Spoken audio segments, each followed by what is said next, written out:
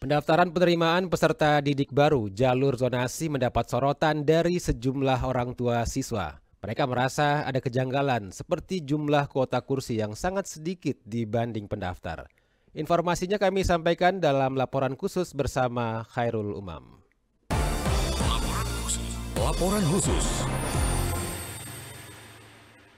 Di sini ada namanya NOK, nomor kartu keluarga. Jadi NIK tuh kita individu, kalau NOK kartu keluarga, tante kita siapa, paman siapa, itu bisa dicari dengan cepat. Jadi kalau ada perpindahan, ya tinggal dilihat aja kapan pindahnya, kan gitu kan.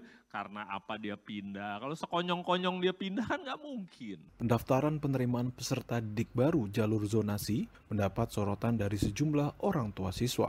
Mereka merasa ada kejanggalan sehingga anaknya tak masuk dalam kuota. Deputi Pencegahan dan Monitoring KPK Pahala Nainggolan mengatakan, untuk menyerap keresahan masyarakat, pihaknya membuka saluran pengaduan dan masyarakat bisa mengakses jaga.id. Pahala juga menanggapi soal banyaknya orang tua murid yang membuat kartu keluarga dadakan. Menurut Pahala, sangat mudah untuk mendeteksi kecurangan tersebut dengan cara mengeceknya di data Dukcapil secara online. Jadi sanksi mungkin kita akan mulai gitu ya ke beberapa Pemda gitu. Kalau ketahuan kita minta sanksi yang PNS ditetapkan. Nah soal titip kakak nih sebenarnya gampang aja Mbak, ini juga nggak usah juga. Saya dengar yang tahun lalu gitu. Ternyata ini apalah entah pemalsuan atau apakah. Gampang aja, cek aja ke Dukcapil gitu ya. Jadi ini sekarang mungkin Dinas Pendidikan gitu, coba buka online dulu ke Dukcapil. Dukcapil kan di Pemda juga dia kan. Dia kan lembaga pusat tapi dari Pemda. Dicek aja segera. Karena mutasi kakak segalanya itu kelihatan di Dukcapil. Segera dia langsung. Jadi saya juga bingung. Kenapa jadi urusannya harus bawa kakak gitu, dicek aja sebut NIK si ini ada di mana kakaknya. Deputi Pendidikan dan Peran Serta Masyarakat KPK Wawan Wardiana juga mengatakan bahwa untuk kondisi pendidikan di Indonesia, bahwa jumlah anak dan jumlah bangku sekolah memang tidak seimbang.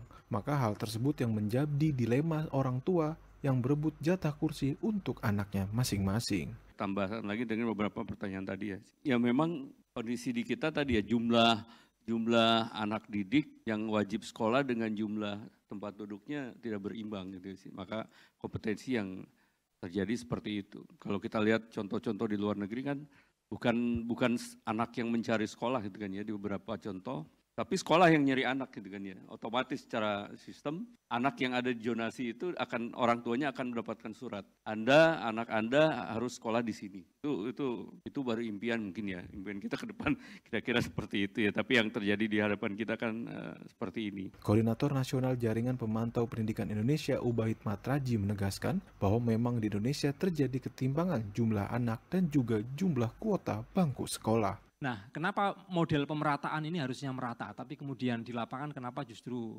menimbulkan ketimpangan baru? Orang tujuannya pemerataan kok hasilnya ketimpangan. Itulah yang terjadi karena saya sebut di sini adalah sistem rebutan kursi. Jadi kalau pemerataan, namanya pemerataan, zonasi yang tujuannya pemerataan, yaitu pemerintah menginginkan bahwa semua anak rata punya kesempatan yang sama untuk masuk sekolah. Nah, rata itu berdasarkan apa? Ya jumlah anak yang mau sekolah sama jumlah kursi yang tersedia itu merata, maka nggak ada masalah. Tapi yang terjadi hari ini kan jumlah kursinya sedikit, pendaftarnya banyak gitu. Maka yang terjadi adalah PPDB ini adalah sistemnya rebutan kursi, kompetisi rebutan kursi gitu. Karena ya kenapa?